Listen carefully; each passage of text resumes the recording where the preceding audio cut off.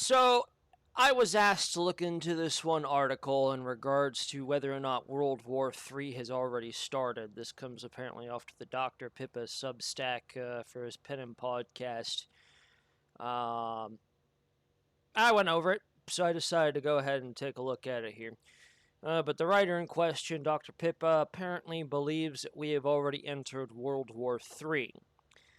Now, I know many people here will probably be expecting that World War III, if it occurred, would have been nuclear. You got nukes zinging left, right, front, down, center, and it just general end of the world, post apocalyptic Star Trek scenario type deal. Well, I went over the article, and I would not be surprised if mostly of what we see here is correct. A lot of what the article states, especially going into the digitization of warfare. The new battlefields are cyber. They're cyberspace. They're digital. Everything's moving over towards the network. And I wouldn't say that he's not entirely wrong about it.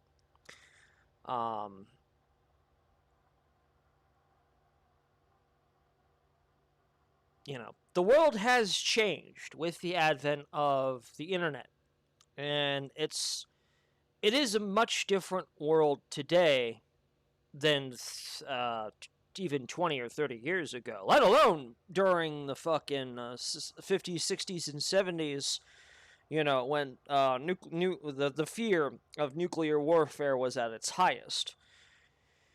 What we live in now is basically the era of networks. And as a lot of recent cyber attacks, especially on U.S. soil, has shown, you can disrupt the supply chains through an ever-increasing network protocol. In fact, I remember there was a story in one of my IT security classes where one of those the mega chain Target one of them suffered a horrendous data breach that stole a whole bunch of customers' private information, not by breaking into the direct servers. No. How they got in was actually through this thermostat system. Yes, believe it or not, smart homes are an increasing security risk because everything is linked to the network.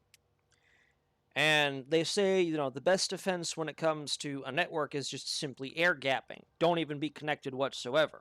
That's why CCTV knows it's closed circuit for a reason. You can only access the console for closed circuit TV physically. Like, you have to physically go to the console and access it in order to actually get access to it, because there is no network point to break into, so to speak. And this is where we come to the modern day and age. We are there was this one article I read about how we live in a network society. Gone are the days where kids dreamed of going to the big city to make it big and all their dreams would come true, type of deal. And that's all going away because of the internet. We are becoming a network society rather than a nucleus society. You can literally go anywhere and work anywhere else thanks to increasing connectivity through the network.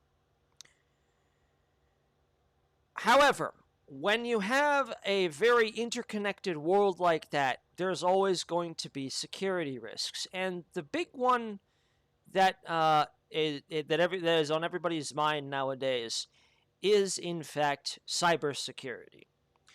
And that they're considering that as the future of warfare. And it makes a lot of sense. Again, you've got all these attacks coming out. Ransomware is the biggest threat these days. You've got a bunch of corporations that just would rather pay the ransom and hope they get their systems back. I can tell you, no, the best way you can ensure system security is going to be through your backups. But therein lies part of the problem, is that a lot of these systems are so antiquated, out of date, that, even a system that far out of date that's a security system into and of itself. It's like stick shifts. People don't really steal stick shifts anymore because we've all gone to automatic transmissions, and it's so familiar that if you actually come across a car with a stick shift, it's an increasing rarity. And because of that, people don't know how to drive the stick shift, so there you go, built-in security system. But before that, when everybody knew how to drive a stick shift, they were just at the mercy of getting their car stolen as everybody else is. So, an out of date system like that can be a security feature. But even then, most places like hospitals, most utilities, most places like that, um, they're just out of date enough that they do need a serious upgrade, but not out so far out of date that only a handful of people, and you can count the number of people who know the system on one hand, um, can talk to it. And this is a big concern. This is what people should be talking about when it comes to infrastructure, because that's what it is. When we talk about infrastructure, we're not talking about just the architectural things like, foundations, drywall, stairwells, utilities. Utilities are an infrastructure. And network infrastructure is becoming an increasing part of that. So the fact that, a lot of these superpowers are gearing up for a cyber war should ultimately concern you as a civilian. Now, when we think of war, we think of the old days of war. Like, we're talking World War II type of war. Millions of people go fight over physical territory with guns, bombs, hand grenades, and tanks. Not so with the cyber war. A cyber war is extremely different in that when it is conducted, there is no real loss of life at first. But as we've seen, and I think the biggest example was the oil pipeline hack that happened last year. One of the oil pipelines that basically serviced the entire eastern coast of the United States got shut down, and gas prices went up, as they so often do. But it was the end result of people's daily lives getting impacted. You didn't really see a full impact of that until about 3 days later. But then you had people getting increasingly stranded in locations. You had people running out to the gas stations, buying up as much gas as they could. You had people, seriously trash bagging gasoline and hoarding it just because they were scared that they would run out of gas and there would be no gas left at the pump. And they wanted to, still be able to go on about their day. And all because of a few lines of code, because somebody stupidly opened the wrong link at an oil pipeline community, and some hackers managed to get the ransomware off and take over the system.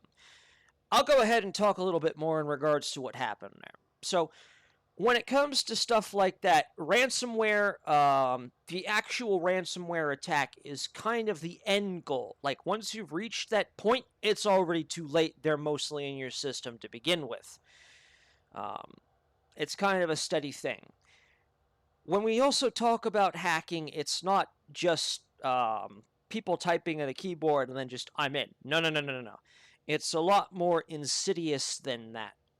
And I fully recommend checking out some videos on what's known as social engineering. What happens is if you got people that'll talk to people, they social engineer, they kind of arrange themselves, they make them seem like people you can trust. Frazzle people, impatience, authority, things like that. Like, there was this one terrifying video that was actually shown to us in our IT classes, which was kind of a wake-up call as to how easy it is. There was a company that does penetrative testing, and they go to the host comes to them and is like, hey, let me show you how this is done. They're like, okay. So they bring them to one of their their professional social engineers, and she says, okay, well, what I'm going to do is I'm going to contact your cell phone company, and I'm going to try to get access to your cell phone account. And so the host just sits there smugly like, yeah, I've got all the confidence in the world. The woman pulls up a YouTube video of a baby crying, calls up the cell phone company, and within 15 minutes, she has access to his full account, social security number, address, and a whole host of other things that were necessary as part of the account, and changed his passwords so that only she had access to that. That's what social engineering can do. And there's a whole host of other things that go into that as well. Fishing, farming, basically just watching, waiting, and listening, looking for those key credentials that'll get you in the door. Once you've got the key credentials in the door, that's where the damaging stuff comes in, things like ransomware. Because part of the thing is that in order for these type of attacks to actually proceed without a hitch, it's not just somebody getting into the system and calling it a day. No. Because in order to avoid intrusion detection systems, which are also growing increasingly sophisticated by the day, mind you, you can't just go in, leave a bunch of code, and then go out and call it a day and activate it. Like, you're going to get tracked down pretty damn quick. The best way to do it is often to have an unsuspecting individual launch the code for you. And that's where the real insidious nature of ransomware comes in. What you do is you have an individual who is part of, we'll say the pipeline. Average day worker comes in, opens up his email. He sees an email that he thinks from his boss that says, hey, we've got some quarterly reports to check in. I need you to click this link and submit a form so I can get you your performance review. And the thing is, it doesn't actually come from his supervisor, because his supervisor is being spoofed. So he clicks the link thinking that it's going to take him to that form that he needs to fill out because it's part of his job. The code gets activated. It sinks its way into the mainframe. Next thing you know, the window pops up. Your system is now under our control. You have been locked out. You must pay this amount of money in a form of our choosing before you get the system back. And the thing is that thanks to hospitals being increasingly willing to rather pay the ransom as well. These people have gotten bolder. It started off with a couple $100,000. Now they're asking for millions, tens of millions, even hundreds of millions, and they're getting it. That's the terrifying thing. Why? Because people are giving in and they would rather pay. They'd rather pay it off. In the case of the oil pipeline, they tried to pay off the ransom thinking they would get their systems back. Well, doesn't always work out that way. That's one of the things whenever you contact an IT security professional will do, especially if you've been ransomwared, is they're going to tell you first thing, whatever you do, don't pay the ransom. Why? Because there's no guarantee that once that hacker has your money, they're going to give your system back. Never a guarantee. The best defense that was suggested is to simply go to your cold storage, grab your backups, overwrite the system, virus and all, and just start over with a clean slate. If they had their backups going like they're supposed to, it would have been a non-issue and they could have gone on about their day. So unfortunately, the oil company decided to pay the ransom, didn't get their system back, and ended up pulling from their backups anyway. They could have saved themselves a bunch of money if they'd listened in the first place, but nope, that's where we are in the world today. Now, I know a lot of people will probably say, well, China and Russia, don't have those same capabilities. Not true. See, that's the very insidious thing about, cyber warfare suites. You don't have to have all this fancy equipment. Does the fancy equipment help? Yes, it does. But ultimately, the fancy equipment is not entirely necessary. So, believe it or not, it's entirely possible that we are already at war and you don't know about it. Why? Because this is a silent war. This is not a war where, guns are going off, bombs are exploding, jet engines are flying overhead, tanks are roaring up and blasting. The world has changed. And here, especially here in the United States, there's an increasing population that is not even so much war weary as that they're war avergent. You've got this article cites military leaders not wanting to go to war, which is true in a sense. They don't want to go to a hot war because that means putting out things like actual soldiers and whatnot. So, what does that necessarily mean? Well, the article also goes on to state talking headlines about how the navies are the ones playing military bumper cars with each other, as well as the Space Force. And, and it is true. If you look at some of the news articles there, I'd say that this is an indicator of saber rattling. They basically call it, what are they looking into here? Creating anxiety. It's just basically the news going out there. It's what it's called is it's saber rattling. You basically got American and Chinese subs are playing cat and mouse below the surface all the time these days. True. If you ever pay attention to just how naval vehicles move and whatnot, they're always pressing up against each other, threatening, moving into like attack ranges and whatnot, moving back and forth and calling it military exercise. You got airplanes crossing borders all the time. You've got military packages looking across borders while respecting airspace. And yeah, it is a very real and true thing. And honestly, I hate to be the bearer of bad news for those of you who are thinking that everything's going to be okay. Believe it or not, China has definitely ramped up their cyber warfare abilities. They are, in fact, on par with the United States. Same with Russia. Like, you don't have to be a superpower these days to conduct cyber warfare.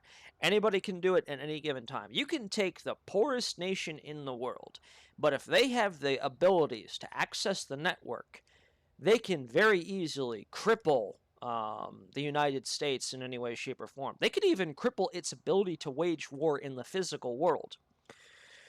All the neat toys and whatnot that the U.S. Army uses these days and everything, it's all done by GPS. It's all done through other things of that nature and everything else.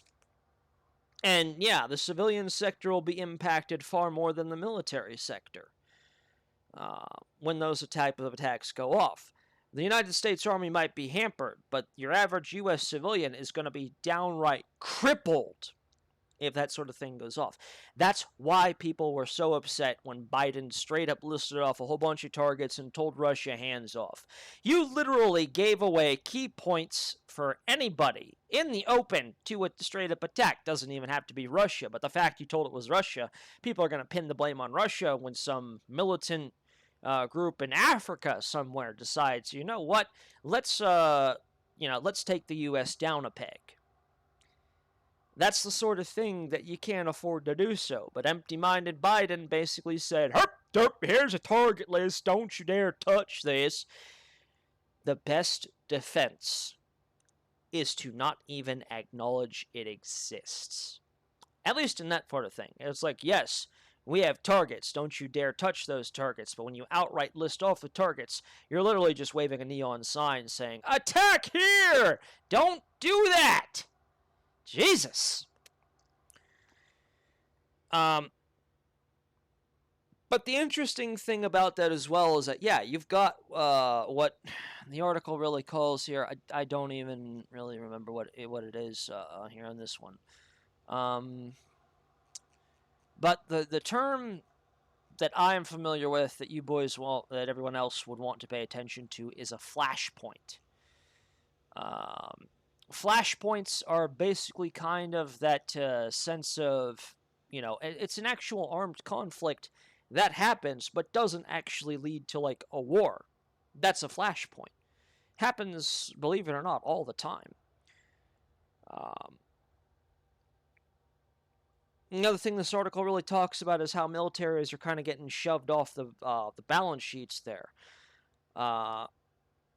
I would say it's partially true. There were a lot of PMT, or private military companies, were heavily involved in the Iraqi and Afghanistan campaigns, as opposed to it being strictly U.S. forces. And the use of mercenaries to supplement armed forces is not unique in history. If you actually look towards the end of the Roman Empire, you'll notice that Romans were not actually even serving in their own militaries. It was basically they were drafting people out of newly conquered areas, putting them into service and saying, okay, you're the military now. And also use of just mercenaries to fight their armies and whatnot. Well, when you have stuff like that, who's actually loyal to the nation that's actually fighting in that army anymore?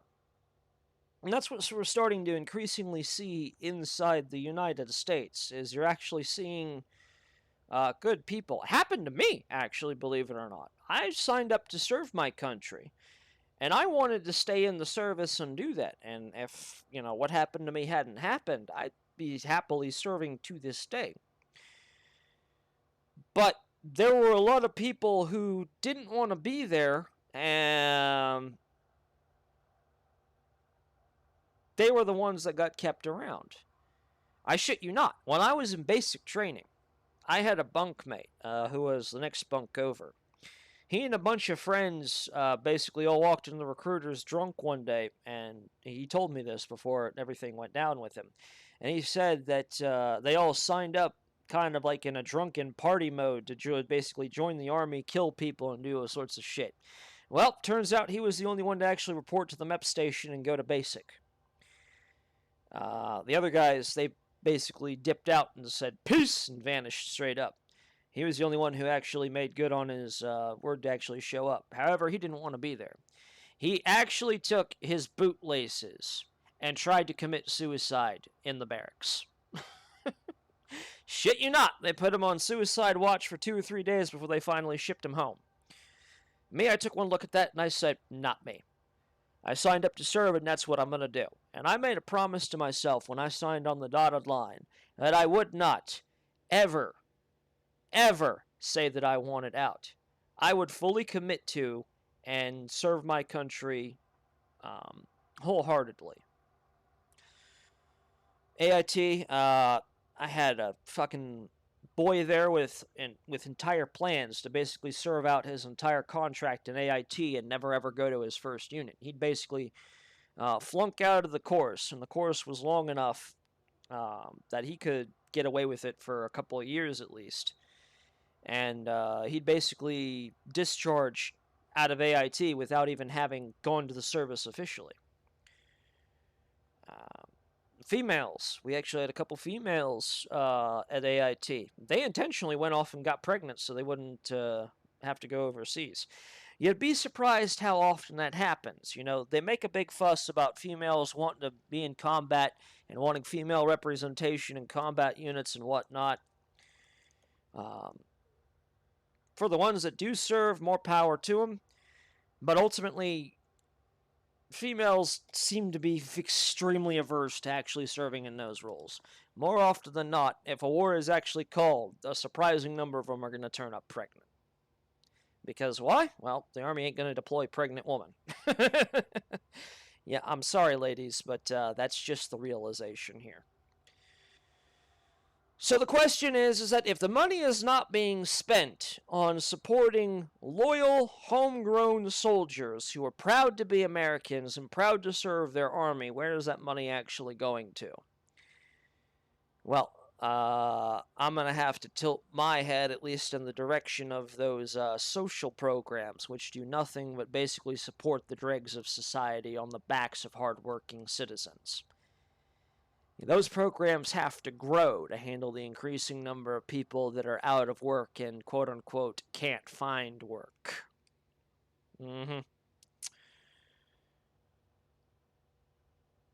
So, anyway, that's my thoughts on whether or not we in World War III. Are we in World War III? I wouldn't be surprised if we technically were and didn't even really know about it. We wouldn't know about it until the system actually gets hit. And even then, it could be catastrophic, but we won't know till 2 or 3 days later when it's actually impacted civilian life. And it will impact civilian life, make no mistake. That's pretty much all, but I suppose I'm probably just going to be screaming into the void on this one as well.